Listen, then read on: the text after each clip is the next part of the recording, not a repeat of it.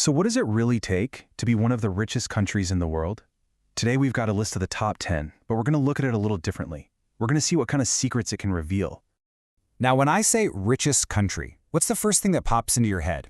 Is it the total size of an economy, its gross domestic product, or GDP? Or is it maybe more about the income per person? These are the usual ways we size things up. And based on those exact metrics, a recent global wealth ranking has given us what should be the definitive list of the top 10, counting all the way down from 10 to number 1. But, and this is where it gets really interesting, there's a catch with the list we're working with today. A catch that actually makes this whole exercise a lot more fascinating. That's right, we have the complete, ordered list of the 10 richest countries, but we don't have the specific dollar amounts. No GDP per capita, nothing. So instead of just reading you a bunch of numbers, we get to be detectives. We're going to look at the names on this list and try to figure out the patterns. What does it take to get into this exclusive club? Let's start the countdown. Kicking things off, our first clue, the 10th wealthiest nation on the list is Australia. Okay, so a massive continent-sized country, rich with natural resources, and a really developed, diverse economy. A strong start and maybe what you'd expect to see.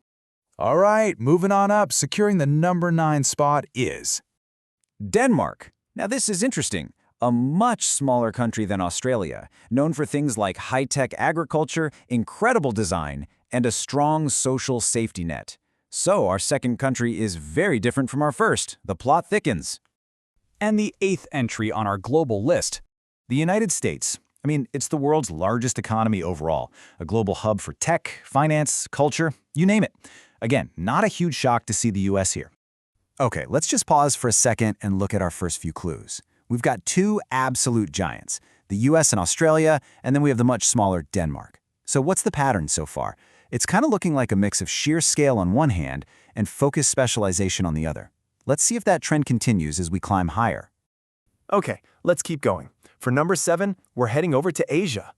Singapore, a tiny island city-state that has turned itself into a global powerhouse in finance, shipping, and technology. It's a perfect example of a smaller nation with a totally outsized economic footprint. Next up, at number 6, we're going to an island way up in the North Atlantic. Iceland. Get this, a population of less than 400,000, but it has masterfully leveraged its unique geography for renewable energy and tourism. Another small, highly specialized economy. The evidence is definitely starting to build. And just like that, we're breaking into the top 5. In the 5th spot, we find ourselves in the Middle East. Qatar, a small peninsula whose incredible wealth is built almost entirely on its vast natural gas reserves. This is specialization in its purest form. And now the pattern is becoming crystal clear. Just look at this. The list is heavily dominated by what we can call small and specialized economies. Sure, large, diverse economies like the US and Australia made the list, but it seems the path to the very top favors smaller nations that have perfected these really focused, high-value industries. Let's just speed through the approach to the summit, because the next 3 countries confirm our theory perfectly. At number 4, you've got Ireland, a global hub for pharmaceuticals and tech. At 3, Norway, wealthy from oil but also a leader in sustainable industries. And at number 2, Switzerland, the world's icon for private banking, precision manufacturing, and pharmaceuticals. You notice a theme? All are relatively small, all are European, and all are absolute masters of high-value sectors. We've now seen 9 of the 10 wealthiest nations. We've seen the big economies, the energy states, the financial hubs, the tech leaders.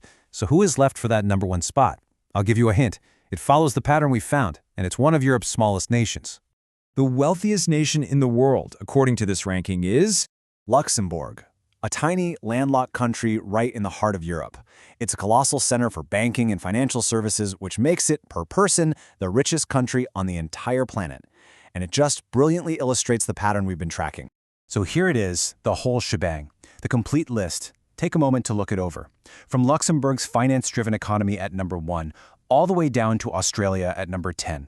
The overwhelming takeaway here is that extreme national wealth, on a per-person basis, is most often achieved through intense economic specialization in small, nimble countries.